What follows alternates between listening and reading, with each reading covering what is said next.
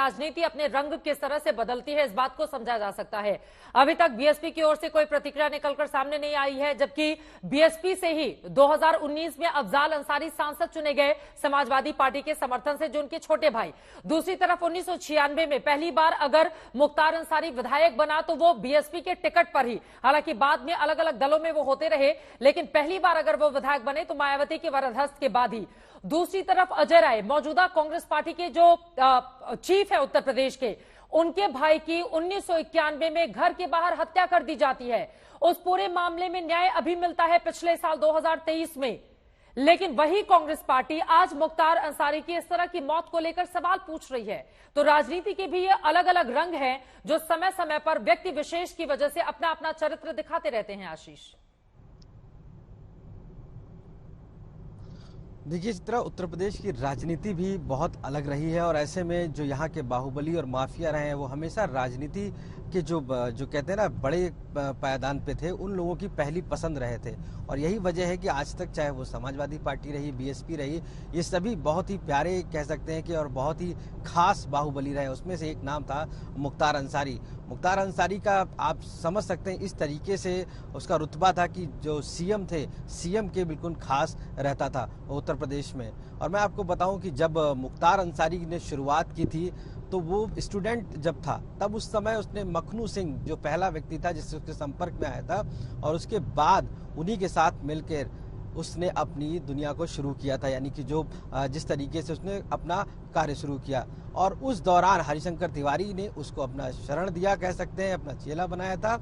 और तब एक कोर्ट में एक इंसिडेंट हुआ था और उसने साहिब सिंह की हत्या हुई थी, और वो एक सिंगल शॉट था, जब सिंगल शॉट से कह सकते हैं कि उसने हत्या कर दी थी। और ये किसी ने भी वहां पर इसको गवाही तक नहीं दी थी। और उस समय मुख्तार अंसारी का नाम पूरे पूर्वांचल में फेमस हुआ था कि ऐसा कौन वो व्यक्ति है जिसने सिंगल शॉट में साहिब सिंह की हत्या की है। क्योंकि उस समय त्रिभुवन सिंह के साथ जमीनी विवाद को लेकर लगातार लाशें बिछाई जा रही थी, दोनों कई गैंगवार हो रही थी लगातार, और ऐसे में मुख्तार अंसारी का नाम लगातार ऊपर आता जा रहा था। और यही नहीं, इसी तरीके से पुलिस का जो ऑफिस था वहां पर जो तैनात है राजेंद्र सिंह, उसकी भी सेम इसी तरीके से हत्या होती है और मुख्तार अंसारी का नाम आता है। और फिर वो अपनी कहते हैं ना दुनिया में आगे बढ़ता चला गया और मुख्तार अंसारी को तूती बोलने लगी पूर्वांचल में। तो कह सकते हैं कि जो शुरुआत हुई स्टूडेंट से और वो किसी के संपर्क में आया, फिर उसने अपना इतना बड़ा रुतबा बना लिया कि लोग उसके नाम से कांपने लगे थे। और यही वजह है कि पूर्वांचल से गाजीपुर से लेकर बांदा और बनारस से लेकर पूरे जो पूर्वांचल का क्षेत्र है वहां पर उसकी तूती बोलने लगी थी। 10 साल पहले लगभग उसके जो भाई हैं वो पहली बार राजनीति में आते हैं। और सोचिए कि पहली बार ही जब वो चुनाव लड़ते हैं और जीत जाते हैं अफजाल अंसारी, और उसके बाद 85 में, 1985 में, और उसके बाद सोचिए 1996 में जब वो चुनाव लड़ता है मुख्तार अंसारी और वो जीत कर आता है बीएसपी से पहली बार। तो इस पूरे प्रकरण में आप देखिए कि 10 साल का समय जो उसने लगा राजनीति में, वो राजनीति में अपने आप को माहिर किया, अपने आप को आगे बढ़ाया। और यही वजह थी कि वो उसका नाम पूरे राजनीति में भी चलता था वर्चस्व के साथ। कद और काठी में चूंकि बहुत ज्यादा बड़ा था, मूंछों में हमेशा ताव देते रहना, ये उसकी खास बात थी। लोग ताव से डरते थे, नाम से डरते थे। यहाँ तक इतने गुर्गे उत्तर प्रदेश में हो गए थे कि हर जगह जमीन को कब्जा करना और उस पर अपना वर्चस्व स्थापित करना बहुत ही ज्यादा आम हो गया था। और यही वजह है कि आज मुख्तार अंसारी का नाम बच्चे बच्चे की जुबान पर आ गया था।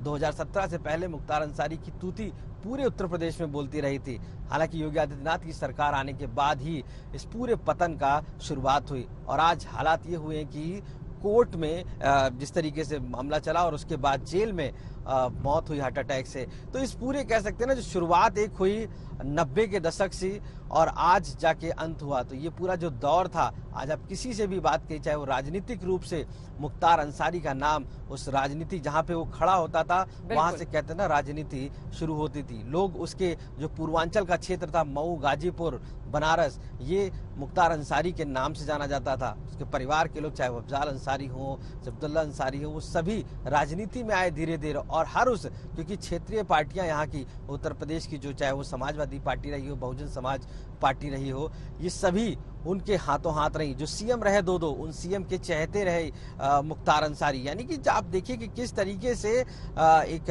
चीफ मिनिस्टर की कुर्सी पर बैठे बैठे भी जो लोग मुख्तार अंसारी का नाम लेते थे, तो वो एक वर्चस्व था मुख्तार अंसारी का, और आज से लेकर 90 की दशक था। हालांकि आज भले ही नाम अंत लेते हुआ है, थे, बल्कि लेकिन मुख्तार अंसारी को बचाने के लिए अपनी पूरी ताकत भी लगा देते थे। देखिए, एक व्यक्ति की जब भी मौत होती है वो अपने आप में दुखद होती है। मुख्तार अंसारी के भी चाहने वाले हैं गाजीपुर से लेकर मऊ तक या फिर उत्तर प्रदेश के अलग अलग हिस्सों तक। ये इसका एक पहलू है, लेकिन इसका दूसरा पहलू ये भी है, जिस तरह से क्राइम की दुनिया में अपनी कुंडली मारकर ये शख्स बैठा हुआ था, अक्षम्य अपराध किया करता था, उसके बावजूद हर बार ये बच जाता था।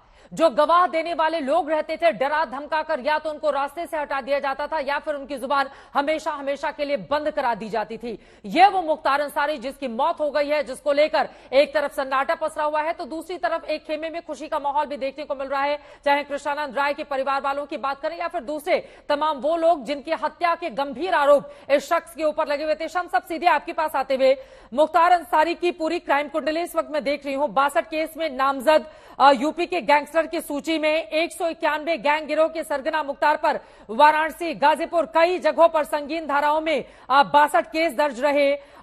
मुख्तार अंसारी के गिरोह IS 191 को 14 अक्टूबर 1997 को गैंग के रूप में रजिस्टर किया गया था। उस समय गिरोह के 22 सदस्य थे और बाद में इसमें फिर 19 सदस्य बचे रहे, हालांकि उनकी संख्या भी कम होती हुई चली गई। 2022 में मुख्तार को 8 मामलों में सजा हुई। 13 मार्च 2024 को मुख्तार अंसारी को आर्म्स एक्ट के 8वें मामले में सजा सुनाई गई। अब तक मुख्तार को 7 मामलों में सजा सुनाई गई थी, हालांकि इसमें से 2 मामले में सजा पर रोक भी लगी हुई थी और भी बहुत लंबी फहरिस्त है। 2 मामलों में उम्र कैद, कई मामलों में गवाहों ने गवाही नहीं दी जिसके बाद इसको छोड़ दिया गया। कुछ मामलों में अभी भी अदालत का फैसला आना बाकी था। इस तरह का यह शख्स था शम्स। देखिए चित्रा, कुल 65 मामले अकेले, जैसे पूरे अंसारी फैमिली की अगर बात करूं, जैसा मैंने आपको बताया कि मुख्तार अंसारी के परिवार पर पत्नी, बेटे, भाई, इन तमाम लोगों पर कुल मिलाकर 97 केसेस दर्ज थे। अकेले मुख्तार अंसारी पर 65 थे। यूपी सरकार ने एक जो गैंगस्टर एक्ट और बाकी ऐसे गिरोह को खत्म करने और इन लोगों की पूरी एक लिस्ट निकालने की एक कवायद शुरू की थी। फिर ये हुआ था कि कैसे इन लोगों का मुकदमा इतने लंबे सालों तक लंबित है, कोई फैसला नहीं आ रहा। उस पे हुआ कि उन केसेस के बारे में थोड़ी तेजी लाई जाए। तो ये तेजी लाने की बात आई, उसके बाद से ही मुकदमे की सुनवाई में तेजी आई और फैसले आने शुरू हो गए। हालांकि जो कुल 65 मुकदमे थे, उनमेमें से जो मेरी जानकारी है 30 से ज्यादा मुकदमे में मुख्तार अंसारी गवाहों की गवाही न होने की वजह से बरी हो चुका था। 30 केसों में 65 में से तो करीब बचे 35 में से 21 मामले कोर्ट में हैं। 8 में अब तक टोटल 90 से लेकर अगर आप देखें तो 34 साल हो गए। 8 केस में सिर्फ उसको कन्विक्शन हुई है, 8 में सजा मिली है, जिसमें से एक में 5 साल जो मिनिमम है वो 5 साल है, 10 साल है, 2 में लाइफ इम्प्रिजमेंट है जो ताउम्र कैद की सजा है, यानी कि 14 साल या 20 साल ताउम्र की कैद की सजा है। तो 8 मामलों में अभी सजा हुई। 35 मामले 8 में से आप बाकी देख लें जो अभी बचे हुए हैं, लगभग 27-28 मामले, तो उनमें अभी फैसला आना बाकी था। और जिस तरीके से इधर पिछले 1 साल के अंदर की अगर मैं बात करूं, खासतौर पर 2022 के बाद जो अदालत में जितने भी पेंडिंग मामले थे उसकी सुनवाई ऐसे गैंगस्टर के खिलाफ, खासतौर पर यूपी पुलिस ने कहा कि इसमें तेजी लानी है, तो जिस तेजी से सुनवाई शुरू हुई तो ये 21 मामले मुझे लगता है कि इसी साल के आखिर तक या फिर 25 के शुरुआत तक बाकी 21 मामलों के भी फैसले आ जाने थे। और उन मामलों में भी खास बात ये थी कि बहुत सारे गवाह जो पलट गए थे, अब वो गवाह भी सामने आने लगे थे। शायद उसकी वजह ये थी कि 8 मामलों में सजा हो गई, 2 में उम्र कैद, तो फिर गवाहों का भी हौसला बढ़ा और फिर पुलिस ने भी उनको आश्वासन दिया कि कोई खतरे की बात नहीं है, तो अब गवाह भी आने लगे। तो बाकी के जो मामले थे लगभग 27-28, उसमें भी इस साल के आखिर तक सारे फैसले आ जाने थे। तो लगभग अब ये तय था कि मुख्तार अंसारी जो कि 2005 से मतलब पिछले 19 साल से जेल के अंदर है, कम से कम अब बाहर आने की उसकी कोई उम्मीद नहीं थी। रहना जेल में था, लेकिन यूपी की जेल में फिर उसने जिस तरीके से कहा कि मुझे स्लो पॉइजन दिया जा रहा है या फिर बाकी चीजें, उसकी वजह ये थी कि ऐसे गैंगस्टर को न सिर्फ जेल में रखने के लिए बल्कि फिर ये है कि अब तक जो 2005 से पहले की या फिर 2005 के बाद अगले कुछ सालों तक जो सहूलियत मिली थी वो सहूलियत भी बंद हो गई। हालांकि अब भी ऐसा नहीं है कि पूरे यूपी का जेल सिस्टम बहुत अच्छा हो गया।